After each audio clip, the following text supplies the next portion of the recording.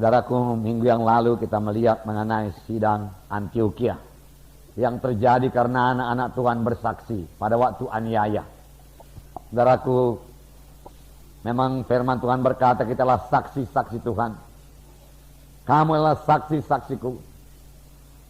Sidang pertama, walau dianiaya dia terus bersaksi, dia terus memberitakan Injil di mana saja dia berada. Dia tidak malu mengaku Yesus.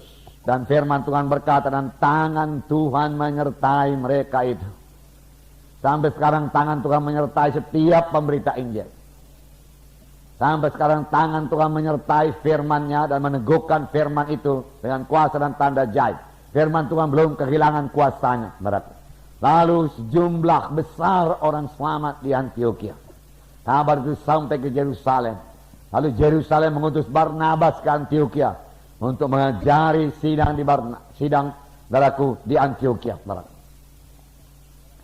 Barnabas merasa dirinya kurang cukup, lalu dia panggil Saulus. Dia bisa bekerja sama anak-anak Tuhan, sesama hamba-hamba Tuhan. Dia kerja sama. Lalu firman Tuhan berkata, sidang Antioquia berubah dalam tempo setahun. Dia jari terus. Dia jari. Lalu untuk pertama kalinya di Antioquia disebut orang Kristen, pengikut Kristus. Dari sini kita belajar, saudaraku, tidak cukup hanya menginjil saja. Sesudah diinjili mereka perlu dimuridkan. Tidak cukup jiwa itu, saudaraku, selamat pada hari Minggu. Kita bersyukur lebih daripada 200 jiwa-jiwa diselamatkan tiap-tiap minggu, saudaraku. Itulah pekerjaan Roh Kudus. Tapi tidak sampai di situ saja, saudaraku. Masih banyak harus kita kerjakan lagi. Saudaraku, kita harus mengunjungi mereka, amin, saudaraku. Melayani mereka, mengajari mereka. Jika mereka kebaktian lagi, saudaraku, pada hari Rabu di kelompok sel, hari Minggu, saudaraku, di kebaktian Minggu. Setelah mereka belajar firman Tuhan. Di samping itu, saudaraku, kita siap sedia membimbing dia daripada firman Tuhan. Amin, saudara. Mengajari dia daripada firman Tuhan. Oleh sebab itu, seorang anak Tuhan, apalagi seorang pemimpin KKS, saudaraku, kebaktian kelompok sel, saudara, harus penuh dengan firman Tuhan. Dalam pimpinan Roh Kudus.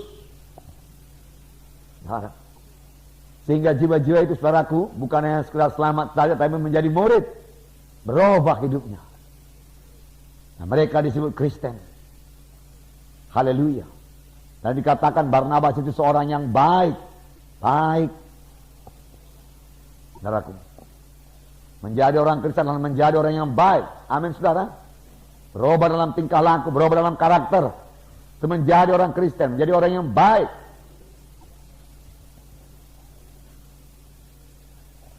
Haleluya. Penuh dengan Roh Kudus. Sebenarnya dengan penuhnya dia dengan Roh Kudus. Saudaraku, Roh Kudus mengubahkan dia. Dia sendiri mau berubah. Roh Kudus menolong. Nah, dia berubah. Oleh hati yang baru, hati yang baik. Yang berbuat baik. Sejumlah orang, jumlah besar orang bertobat. Kemudian mereka mengajari terus. Tinggal 1 tahun lamanya di Antioquia. Dan disitulah untuk pertama kalinya murid-murid itu disebut Kristen. Artinya pengikut Kristus. Hidupnya berubah. Haleluya. Nah, saudara yang kasih dalam nama Yesus, jadi tidak cukup penginjilan saja. Penginjilan harus disertai dengan pemuritan. Penginjilan jauh lebih singkat daripada pemuritan. Paulus setahun memuridkan dengan Barnabas. Lalu mereka disebut, saudaraku, orang Kristen. Amin, saudara. 1 tahun dia jari. Tiap-tiap hari. Dia jari.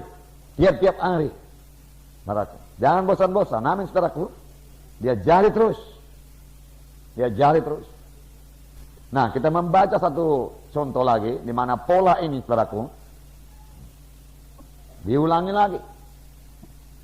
Kisah 19 ayat 1 sampai 11. Kita baca bersama-sama. Ayat 1 sampai 11. Mari kita baca bersama-sama. Ketika Apolos masih di Korintus, Paulus sudah menjelajah daerah-daerah pedalaman dan tiba di Efesus.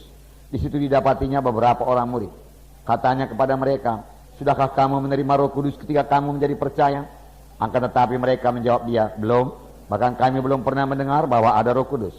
Lalu kata Paulus kepada mereka, kalau begitu dengan baptisan manakah kamu telah dibaptis? Jawab mereka, dengan baptisan Yohanes.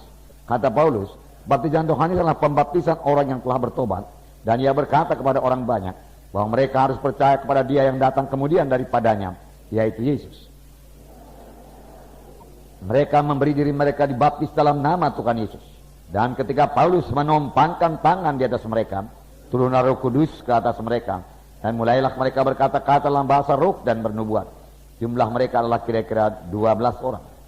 Selama 3 bulan Paulus mengunjungi rumah ibadah di situ dan mengajar dengan berani. Oleh pemberitaannya ia berusaha meyakinkan mereka tentang kerajaan Allah. Tetapi ada beberapa orang yang tegar hatinya.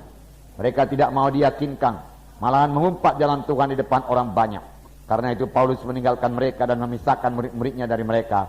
Dan setiap hari berbicara di ruang kuliah Tiranus. Hal ini lakukannya 2 tahun lamanya. Sehingga semua penduduk Asia mendengar firman Tuhan. Baik orang Yahudi maupun orang Yunani. Oleh Paulus Allah mengadakan mujizat-mujizat yang luar biasa. Bahkan orang membawa sabut tangan atau kain yang pernah dipakai oleh Paulus. Dan meletakkannya di atas orang-orang sakit. Maka lenyaplah penyakit mereka. Dan keluarlah roh-roh jahat. Jadi sama saja saudaraku. Di sini saudaraku Paulus. Saudara menjelajah daerah-daerah pedalaman dan tiba di Efesus. Itu Roh Kudus yang memimpin seorang rasul selalu bergerak. Nah, penginjil juga demikian, dia selalu bergerak. Dia rindu jiwa-jiwa selamat. Bergerak mengabarkan Injil, bergerak mengabarkan Injil. Lalu dia bertemu dengan beberapa orang murid. Lalu dia bertanya kepada mereka, sudahkah kamu menerima Roh Kudus tatkala kamu percaya? Tapi jawab mereka, saudaraku, sangat mengherankan, belum pernah. Bahkan kami belum pernah mendengar bahwa ada Roh Kudus. Heran juga, kalau begitu dengan baptisan apakah kamu dibaptis? Kami dibaptis dengan baptisan Yohanes. Sebenarnya Yohanes saudaraku mengerti baptisan Roh Kudus. Amin saudara. Yohanes telah menceritakannya. Kemudian daripada aku akan datang seorang. Membuka tali kasutnya pun aku tidak berlayak. Aku mempersiapkan jalan baginya. Yohanes Pembaptis berkata, aku membaptis kamu dengan air. Tetapi ia yang datang kemudian daripada aku, dia akan membaptis kamu dengan Rohul Kudus dan api. Jadi saudaraku, Yohanes tahu. Boleh jadi Yohanes tidak memberitakan kepada mereka ini, saudaraku. Orang-orang di Efesus. Karena mereka dibaptis, saudaraku, di dalam dengan baptisan Yohanes. Boleh jadi juga bukan Yohanes Pembaptis yang bersaksi kepada mereka.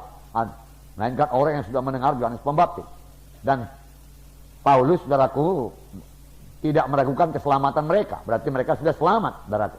Karena mereka percaya kepada, bukan kepada Yohanes Pembaptis, saya percaya kepada apa yang diberitakan Yohanes Pembaptis, yaitu mengenai seorang yang datang kemudian daripadanya, yaitu Tuhan Yesus.